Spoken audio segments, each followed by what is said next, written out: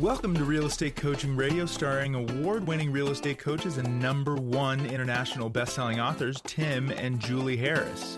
This is the #1 daily radio show for realtors looking for a no BS, authentic, real-time coaching experience. What's really working in today's market, how to generate more leads, make more money, and have more time for what you love in your life. And now your hosts, Tim and Julie Harris. Julie Harris, I have a question for you. Yes. You write for Housing Wire, National Association of Realtors, California Association of Realtors, Florida Association of Realtors. You wrote one of the best-selling real estate books. Well, you did 90% of it, if we're being honest. Harris Rules. Sure, we did. And you've been referred to as the #1 real estate coach in the nation, and we're America's #1 coaches according to National Association of Realtors. So I have a question for you. Yes. Because I'm positioning you as the authority, authority figure of the authority figures. Is this the worst real estate market of all of our lifetimes? And let's just make that 50 years. Yes, actually it is. And it may feel like that to many of you, our listeners, but we're talking about the worst in terms of sales, okay? Now, let's put some numbers to that. And in fact, today's podcast, we're going to talk about 6 key facts on how to use the information with your clients and prospects, because you do have clients and prospects. Now, let's define what that means, though. Exactly. And then I don't want to I won't trip over too many of your points because I don't want to discourage anybody. Exactly. We'll keep it positive today. Well, so good news is that in the worst real estate market ever, there's still going to be roughly 4 million home sales. 3.96 million is the projection as of yesterday. Not that Julie hasn't memorized. Weirdo. You asked. I know. All right, so let's just say 3.69 million. 96, but yeah. Okay, got it. Okay, we wouldn't want to round it up to 4 million, would we? No. Roughly. In any event, and if I remember correctly, there's less than 700,000 new construction homes. Correct. Right. So just focusing on the resale aspects of it. So roughly 4 million home sales. That's still 8 million sides, right? So there's 8 million commission checks that were written to a lot of different real estate agents. That's right. So you got to put that in perspective because I don't know how many agents there will be at the end of this year, but let's just say around 1.6 million. And that's probably meaning that roughly 30% of all real estate agents are transacting in probably meaningful numbers. Yes, we know that to be pretty accurate. Yeah, and statistically, that's how it usually works out too. Sure. The distribution curve essentially of real estate transactions. Some people have it as a side hustle or a part-time job, but the ones that are serious is about 30% of that crowd. Now, here's the thing that's interesting. We're going to share with you guys a lot of facts, but there's right now, when you think about all this, there's roughly 4 million real estate transactions, setting aside new construction. And if we know that is essentially the bottom of the market for at least all of our lifetimes, which it really is. This is a tougher market than even, I think, the real estate crash, truthfully. In many ways, that's true. Well, there certainly wasn't a lack of inventory back in 2007, 2008, 2009. Well, the joke back then was we should have an MLS that was stuff that wasn't for sale because it'd be smaller than the stuff that was for sale. So yes, I would say that our lack of inventory, our continued starvation of inventory makes this a tougher market. And yet, still almost 4 million deals. Right. So the point is that in the worst market ever, listeners, here's your big takeaway. There's going to be at least 4 million transactions, which makes, if you know what to do to make the most of this market, you're still going to do incredibly well because those are 4 million people that had to sell. That's right. They were focused on absolutely positively selling. And that's the heart of the coaching that Julie and I have done for 2 decades, is focusing primarily on sellers and then learning how to fish out the sellers that absolutely have to sell, not want to sell. And here's validation of it. You have roughly every year, in the worst real estate market in decades, you still have at least 4 million transactions that are going to happen. Now, here's the good news. This is probably the bottom. Let's say this cycle we're in now is probably the bottom. The sheer number of people, demographics here, listeners, that are going to want to transact in the next, 1 to 5 to 10 years is off the charts historically in the most amount of demand in certainly the history of the United States. And I'm saying that with 100% conviction when you factor in the sheer number of humans that are at the perfect age or cycles in their lives to buy or sell real estate. So even if we are at the bottom of the market now, and you could certainly blame interest rates and lack of inventory, that will not last. And when it pivots back, we will be experiencing a real estate boom like we've never seen before in the history. So remember those old, what are those things called that people used to put on their desks? The pendulum? Pendulum or something? Yes. They made that noise. It's a swinging thing. The swinging thing with the silver balls or whatever It it goes was. back and forth. Yeah, exactly. So what's happened now is essentially it's gone off over to one side and it's going to swing back to the other side. Now, when will that happen? 18 months or less, 24 months or less? Because Julie and I, we pay very close attention to, obviously, interest rates, as a lot of you guys do. And there was a little news report that came out yesterday, which I'm sure no one's reporting on. And Julie, you might want to tell your friends at Housing Wire about this. There is reasons to believe that Fannie Freddie are going to come out of receivership, and once they do, they're going to start buying MBS. Now, what does all that mean? One of the reasons that the interest rates have increased is because the Fed is no longer buying mortgage-backed securities. Don't worry, I will not talk about this for very long, so you can Warning. Warning. It won't be that boring for that long. But I just want some of you out there who are wonkish like Julie and I. So when Fannie and Freddie come out of receivership, which it looks like they're going to, that means that they're going to start buying mortgage-backed securities. When they start buying mortgage-backed securities, that means the interest rates are going to fall again. Aha. Yes, which is all good news. And it looks like that's going to happen next year, if not in the next 6 months. So that's kind of exciting. There's reason, and bottom line, there is absolutely, unquestionably an enormous demand for people that want to buy or sell real estate. And now we actually see a light at the end of the tunnel with reasons to believe the interest rates will fall. So get ready. The market's going to shift back. But for now, these are the things. Here are the facts about this real estate market. We're going to help you to understand how to balance out these facts with essentially making sure you don't allow what seems like gloomy news to ruin your potential. That's right. You guys are reading a lot of negative headlines. So on today's show, we're going to talk about 6 key facts and how to use the information with your clients and prospects. So fact number 1, it is true that new housing permits are down 4% this month. However, here's the interesting thing. Single-family home permits are up by 2%. So the 4% that's being reported is due to a decline in permits for multifamily construction. How well do you know new construction in your market? What are the different products available? Where are they priced? And what kind of builder incentives are being offered? Because again, the number is positive on single family homes. Well, so that is worth talking about, because what you are hearing about so we do believe there is going to be a setback in values for multifamily real estate and for commercial and office space and things like that.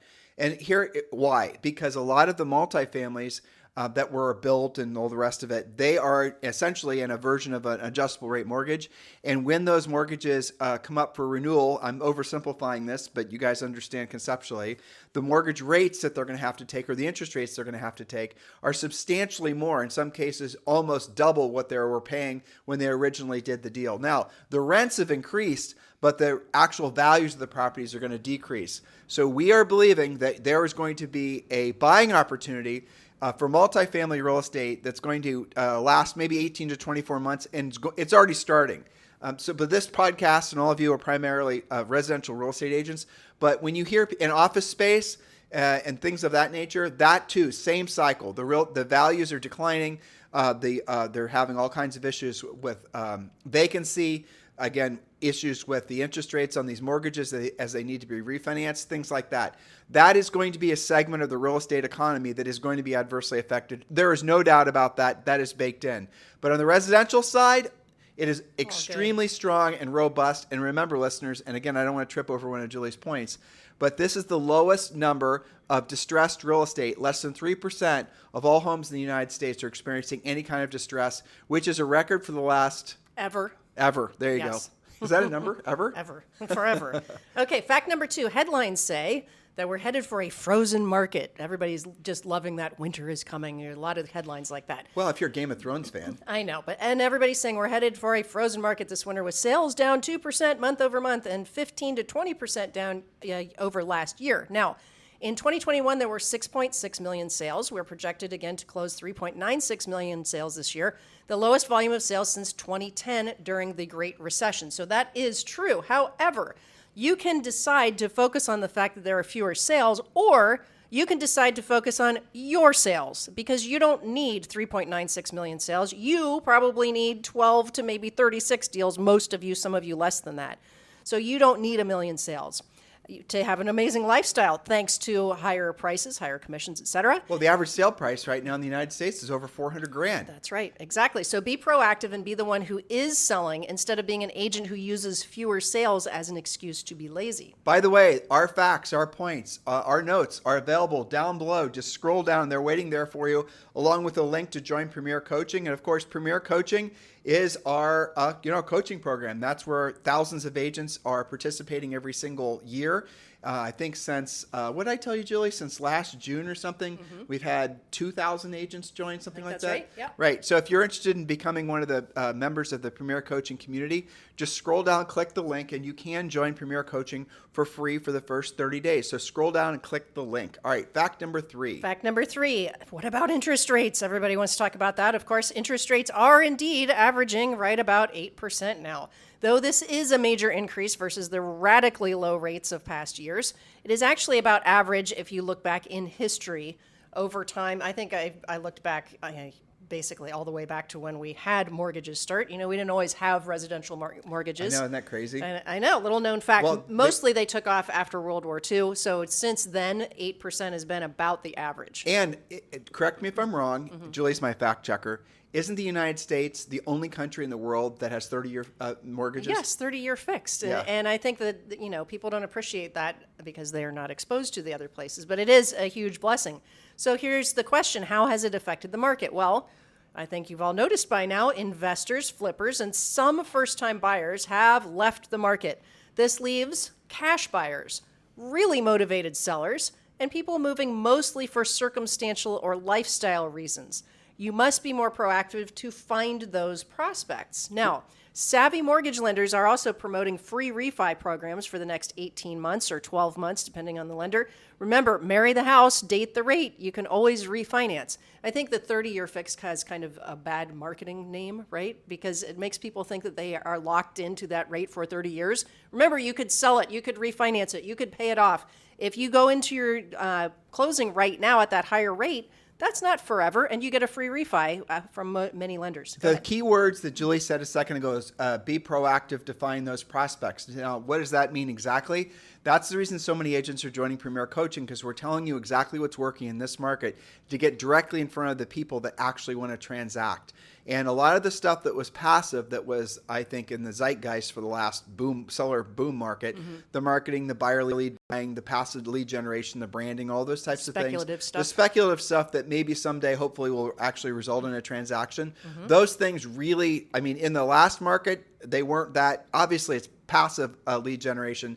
So passively, you're going to generate a lead occasionally. In this market, if you're not doing proactive, direct communication with prospective clients, primarily sellers, you're not going to be transacting.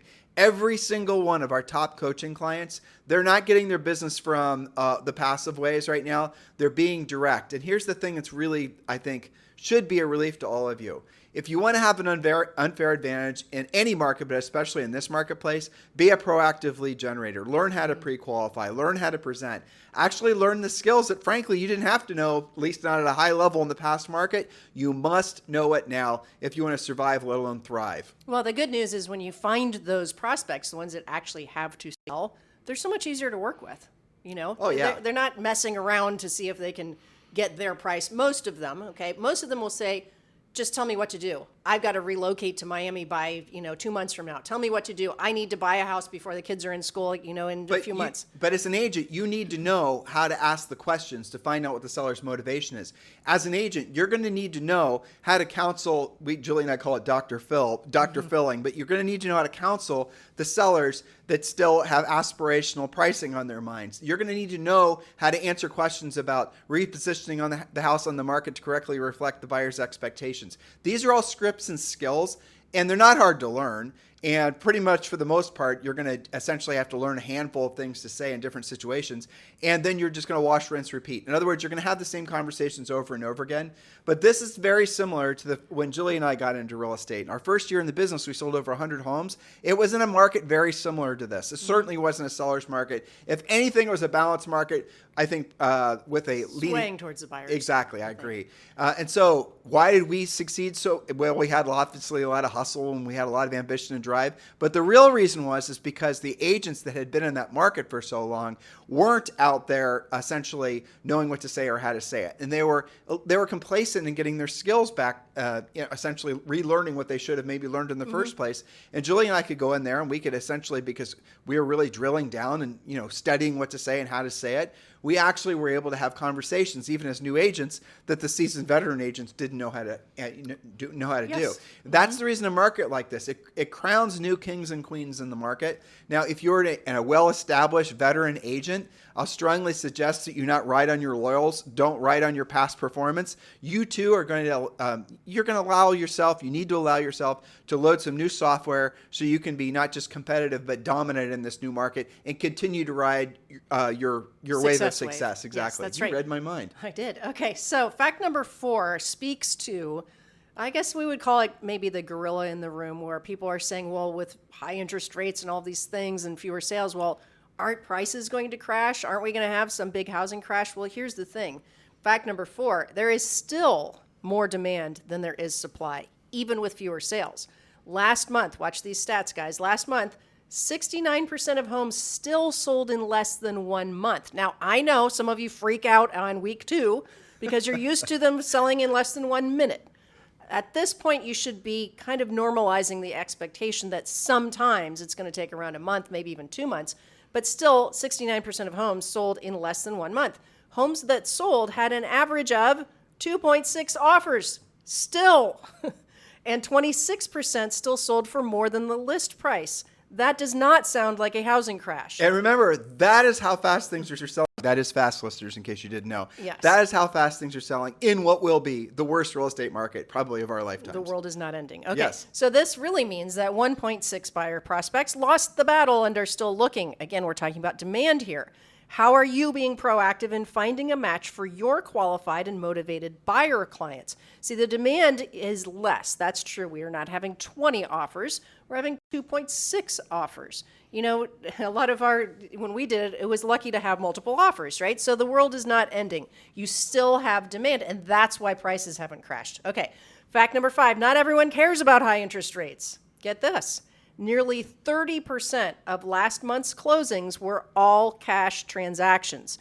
Usually that runs closer to 20%, and it's been inching up. As the rates go up, so do the cash buyers. And of the ones that weren't all cash, a lot of them were putting down massive, like 50% down right. payments. And this actually, it's interesting. The loan officers that listen to the podcast, a lot of them. I mean, what'd you tell me? Something like how many loan officers got out of the business? 100,000. Yeah. Well, what's happening is A, there's fewer transactions. B, there's no refinances. But C, the loan officers' mortgage amounts, which they make their commission off of, aren't as high because people aren't putting down such substantial down payments. People that are putting down substantial down payments care a heck of a lot less about what their interest rate is, especially if they're selling and then moving up or moving down because they have to sell, which in this market, which with the interest rates like they are, those are your absolutely motivated have to sell sellers. When you trip over a seller in this market, it's going to be very, frankly, easier than it would have been in the past to ascertain what their motivation is, because they're going to tell you, because they know that this is a challenging market. They know that the interest rates are high. They know all the headlines. They read them as well. So if someone's saying, I want to sell my house,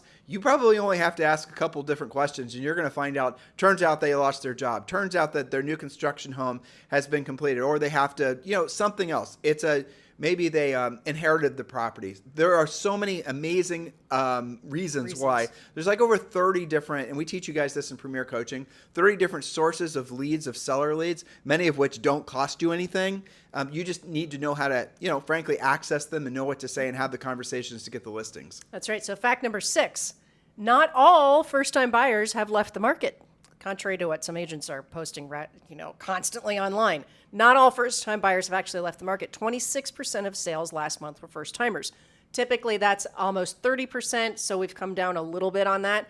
That's probably the less qualified buyers have left. There are still well-qualified, well-paid, healthy down payment, high credit buyers out there. You just have to be the one working with them. I hear about this from our coaching clients all the time because the coaches are trained to always source, what's going on, where did that deal come from? Oh, first-time buyer, that's interesting. A first-time buyer with higher interest rates, tell me about them. And it's always somebody that has a big down payment, they've been saving, they have good credit. A lot of times it's a married couple that has two incomes, and they're okay with the payment.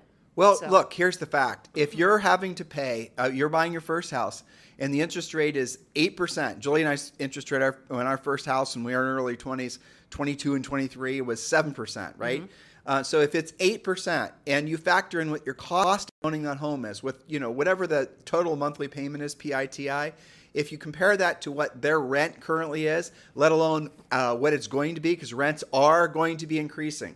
Rents are going to be increasing by maybe double digits in some markets. They're going to be better off, even with the higher rate, actually having purchased that house. Well, when you pay rent, you're paying 100% interest. Basically. So there's that. Okay. So remember, now more than ever, your mantra is, if it's meant to be, it's up to me. This means that you must be more proactive, make more meaningful contacts, and have competent conversations with prospects and clients every single day if you expect to not just survive, but to thrive in this new market. So remember, if you like this podcast, this is not coaching, this is training, this is exposing you to ideas and thoughts. But if you like the podcast, you're going to love Premier Coaching. So go ahead and sign up today for free. Just go to premiercoaching.com, get the support that you deserve, and be surrounded by motivated and skilled agents and coaches on our daily live coaching sessions. Back to you. Right. So the notes for today's show are down below. You guys can just scroll down and click the link to join Premier Coaching. In the meantime, thank you for keeping this the number one listened to daily podcast for real estate professionals in at least the United States. If you love this podcast, which we know literally tens of thousands of you do because you listen every day, please remember to give us a 5-star review over in iTunes, and do leave comments as to why specifically you appreciate this podcast. And Julie and I love that feedback, and we do pay attention. And if you ever have any show ideas or anything else like us to focus on, we've had some people send us comments that they want us to talk more about, our kettlebell workout. We post on Instagram almost every day, things like that. We are going to do podcasts about that. We are going to start having some more variety. Somebody suggested we start interviewing more top producing agents, but also I had probably about 20 suggestions in the last 90 days where people want to hear interviews from new agents that are doing really well in this market. Idea. So we're going to take you guys up on all those new ideas. We're scheduling those interviews and doing all of that. So anything else you have as a suggestion for us, you can message me on Instagram, and you can find us on Instagram at timandjulieharris.com. Or, of course, you can text me directly at 512-758-0206. And yes, if you are looking for a broker upgrade, Julie and I are proudly with eXp Realty. We'd love the opportunity to speak with you about joining Julie and I at eXp Realty. We'd love to be your sponsor. So you can text me directly at 512-758-0206, 512-758-0206. In the meantime, have a fantastic day. We'll talk with you on the show tomorrow. This podcast is a part of the C-Suite Radio Network. For more top business podcasts, visit c-suiteradio.com.